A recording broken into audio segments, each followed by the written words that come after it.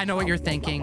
Everyone's thinking it. We're going to be talking about Doctor Doom over and over and over again, and that's not what this video is. This is the official top 10 trending comic books list, but we're going to take it in a different direction today. While everyone's zigging, we want you to zag. Hit the subscribe button, and Russ, hit him with number 10. Number 10 on the list, Zatana, Bring Down the House. Number 2, this is the 1 in 25 Jenny Frison variant. Absolutely gorgeous. I love her art. This book is selling for $30 average sales. We had a high pre-sale a month before release at $68, but more of the highs we're seeing are between $45 and $50 for this book. Coming out from DC's Black Label imprint, so it's more mature. This is a 5-issue mini-series. The covers are elegant. Issue 1 had an art germ cover you got to pick up. Issue 2 just dropped last week. There's an Ariel Diaz cover. There's a Sousa Micah cover. And issue 3 is going to have a Tula Lote cover that I know everyone's going to go crazy about. There's an increase of copies sold of this Jenny Frison cover of 100%. I think it's all about the hair, right? It's Jenny Frison. Jenny Frison's art is always good. You got to follow her on Instagram, Jenny Frison Art, all one word. And yeah, she's doing this variant for this book. There is a trade dress version. If you don't have all the money to buy this 1 to 25 ratio, you can just get the trade dress version for cover price. Check out everything she does. Everything she does is a banger. And yeah, it's the hair, it's the skin, it's the coloring. I don't know what it is, but Jenny Frison is amazing. Which brings us to number 9 on the list, courtesy of Fantastic Four First Steps, the early teaser shown at San Diego Comic-Con. We have The Thing, issue number 1 from 1983. This is seeing $15 average sales, $175 for a CGC 9.8. Some members are picking this up closer to the $100 marker. I saw a $112 sale. Increase of copies sold of 122%. We see The Thing in the teaser, but just the silhouette. And that's another one of those teasers that was only shown to people at the convention, right? I looked for this on YouTube, and it was really kind of hard to find like a nice, clear version of this. But yeah, we do get a pretty quick, blurry shot of the Thing's outline on this, like, matchmaking dating show, so it's interesting to see how that's going to play into the vibe of this movie. I'm just glad they're sticking with the 60s theme for this movie as a whole, because that was my one criteria that I wanted for this movie. Ben Grimm is a fan favorite, and this is just a jokey guy and a big rough exterior, always great fighting with people, and an amazing person to team up with, as judging by the Marvel 2-in-1 series that we may be getting to a little bit later in the list. Going to be portrayed by Eben Moss Backrack, who plays Cousin Richie in The Bear, which is an excellent show everyone needs to watch. He also played Microchip on the Punisher series on Netflix, and I also just saw him in the John Adams show. He played John Quincy Adams all the way back in 2008 with Paul Giamatti, so that's a weird deep cut, but he did play a president. As the resident 90s kid, you know I am super excited whenever I see a great 90s book on the list, and even more excited when it is a foil cover. Number 8 on the list, Gambit. Number 1 from 1993. This is the first X-Men related miniseries that was released. There were more that released after that, Rogue and Bishop and Storm, and this is the one that every single one of us remembers picking up. $8 average sales, high sales of $160 for a 9.8. We finally got Gambit's origin in this miniseries. An increase of copies sold of 161%. And we cover these books every single week. We report on industry insiders, you know, these rumors that start circulating. And it's so dope to finally see Channing Tatum don the Gambit suit. But also, I just didn't really think it would happen. But also, Taylor Swift didn't happen. But we also had rumors about Robert Downey Jr. possibly reprising a role in the MCU or joining the cast. And then that did happen. It's just wild how rapidly things change and the news breaks and just causes a tidal wave for comic books. Yeah, between all the rumored characters that we were supposedly going to be seeing in this movie, I almost straight up forgot that Channing Tatum Gambit was even rumored to show up in here. And then when he walks around the corner and reveals himself, it's like, oh, that's Gambit. That is Gambit in his full costume with the face covering thing he's got on and the ridiculous accent. It's like, it made me realize that maybe Gambit shouldn't be in live action. It's a little silly. I squealed. It was amazing. It was every single bit of 12-year-old me wanting to see this on the screen. And I would pay double to be able to see a full Gambit movie. I'd pay $30 a ticket, seriously. Make it in 3D so you can see those cards almost hit your face. $45, just amazing. Which brings us to number 7 on the list with Superior Iron Man number 1, 2015, seeing $20 average sales, $90 for a CGC 9.8, and an increase of copies sold week over week since San Diego Comic-Con of 350%. This is Evil Iron Man. And really, this is what's going on since San Diego Comic-Con as it pertains to the spec on Doctor Doom, Robert Downey Jr., and Iron Man. If the key worthiness of a book has to do with Dr. Doom portraying Iron Man, taking on the mantle as Iron Man, becoming a good person, crossing over, battling Iron Man. Those key books are some of the most wanted books in the marketplace. If the book has a focus on Iron Man, Tony Stark going evil, turning into Dr. Doom, becoming Dr. Doom, there's brain swapping out with Dr. Doom, those key books are spiking. And if we only focused on those books, this list would be dominated by those keys, and we wouldn't be talking about any of these other books that you should be paying attention to. So if you want that list, you need to go over to Key Collector and check out their Doom Boom section. 20 books that are all moving and shaking astronomically high. The infamous Iron Man book, the crazy one that's half Iron Man and Dr. Doom on it, $75 average sales with a 3,700% increase in copies sold. These are great big books that you should be checking out. Yeah, I think everyone's going to expect that book to be the #1 book on our list this week. It's not, even though, technically speaking, it is indeed the most trending book in the world. It's not the most expensive book that people are buying right now, though, as it pertains to unique Tony Stark, Victor Von Doom keys. We got to keep all this straight here. Infamous Iron Man is a comic book where Dr. Doom, after the death of Tony Stark, similar to what happened in the MCU, where Dr. Doom decides to become the new Iron Man and do a better job. This book on the list, Superior Iron Man, is a book where Iron Man, Tony Stark, is evil and decides to just be a worse version of Iron Man. It's all kind of a trend that sort of happened in the middle of the last decade. I think started with Superior Spider-Man by Dan Slott, where Dr. Octopus body swapped or mind swapped with Peter Parker and became a superior version of Spider-Man. I want to check out the Superior Iron Man book. I never got to read it. It is a 9-issue miniseries written by Tom Taylor, which is kind of surprising, and covers are actually done by our friend Mark Choi. And while Superior Spider-Man was part of Marvel continuity when you had Doc Ock and Peter Parker swapping brains, we actually had a what if called What If Iron Man Demon in an Armor #1, where we actually had Tony Stark and Dr. Doom's brains swapped. These movies are just announced. They're not going to be out in years. We're not going to get any information on any of this stuff. All this speculation is going to be dormant for a long time. So tread lightly. These books went from the dollar bin to the dealer's wall within hours of the announcement, and they're selling for way too much, in my opinion. I could be wrong, but I want your assessment, and you can make an appropriate one if you go to Key Collector Comics, download the app, utilize code TOM101, unlock a free 2-week subscription, and check out the Doom Boom section. That's right. They're literally calling it the Doom Boom this week because of how many Doom comic books are spiking. That's a pretty good transition because the next book on the list is an example of, I think, what people kind of should be. You should be looking where everybody else isn't. And we know this movie is coming pretty soon-ish in the grand scheme of things. Marvel Superheroes Secret Wars issue #1, the original Secret Wars #1 from 1984 is here at #6, $25 average sales with a high 9.8 hitting $249. The Russo brothers were announced at San Diego Comic-Con to be directing more than one Avengers film, Avengers Doomsday as well as Avengers Secret Wars. And prior to this week, every investor was buying Jonathan Hickman key books from the Secret Wars run in the late 2000s. Like, this right here has been the focus for a while until they said this. We had spent everything we had creatively, and we left all our emotions on the floor. But in the time since, we began to feel that there was perhaps one story where we could find a new narrative path forward. It's the reason we fell in love with comic books in the first place. That story is Secret Wars. Secret Wars, Volume 1. So while some people think it's the 2015 one, the true passion is from their youth. And Jim Shooter's been talking about this for over 5 years. I saw Jim Shooter just over a month ago, and I even mentioned to him at Puyallup Comic-Con, hey, do you think this Secret Wars thing's still happening? He says, absolutely. Yeah, he told me over 6 years ago, and he also said it to Comics with Bueller, who did an interview with him, that they had approached him about adapting his Secret Wars multiple times, and he has been saying that this is in the works for a very long time, but that was the only information out there about anything to do with this Volume 1 Secret Wars, and it wasn't enough to uplift these books.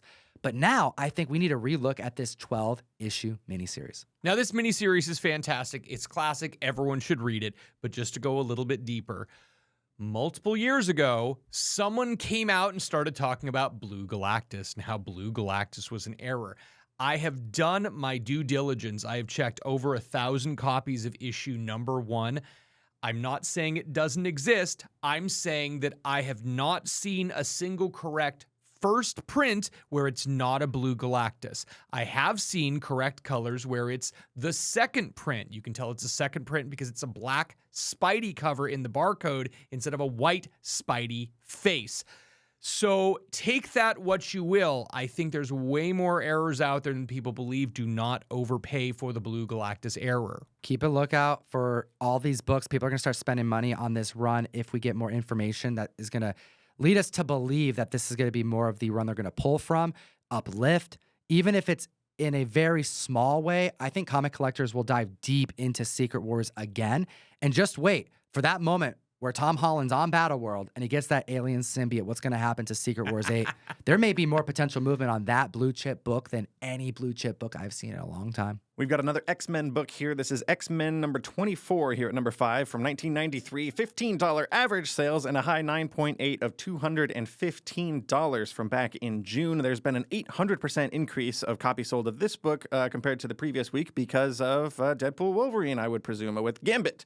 You got Gambit and Rogue on this iconic cover done by Andy Kubert. And it just makes sense. After seeing the Channing Tatum version of Gambit in live action, people are interested in Gambit again. We already talked about him earlier on this list with his first solo series, and now we've got this iconic cover. And it also reminded me of the second print animation variant, which we actually talked about a few months ago for X-Men 97 issue number 2, which had kind of a different version of this exact same scene on it. Rogue and Gambit engaged in a beautiful kiss on that cover too. So I kind of want to see these two covers paired side by side just for that effect. Paying over $200 for this book and a 9.8 is way too much money. This book definitely hit heights of well over that, but the last GPA sale was $70. So be patient. But this is easily one of the top fan favorite Gambit covers of all time. Number 4 on the list, a book that Ryan and I talked about last week, No One, number 1 from 2023. This is $4 average sales and a high 9.8 for $99 on Movie News. Co-written by Brian Buccellato, Kyle Higgins. The massive verse, Radiant Black, is excellent. I haven't read this yet, but, you know, for a murder mystery, it's definitely something I expected Ryan to have added to his pull list. It's going to be a movie, and we're seeing a monster increase in copies sold, like almost 800%. It's moving. The fans are excited.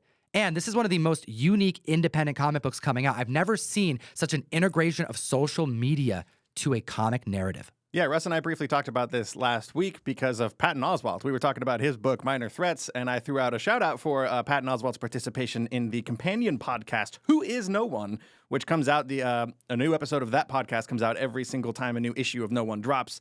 And it kind of, in this story, there is a podcast created in the universe at the newspaper that two of the characters work at, and then you can like listen to what they have to say on their speculation on who is the murderer kind of committing murders around the city of Pittsburgh in this comic book. It's a cool idea to kind of, every time I finish reading the issue, I go and listen to the podcast, and this movie is going to be called I Am No One, and it's going to be like not just an adaptation of this, but it's going to finish the story. So I think that's all a pretty cool way to tie all three of these things together. It's funny because one of the early ideas for Crashdown was to do a found footage style comic book. I love found footage horror movies. Paranormal Activity is one of my favorite franchises. It's an anytime. Creep?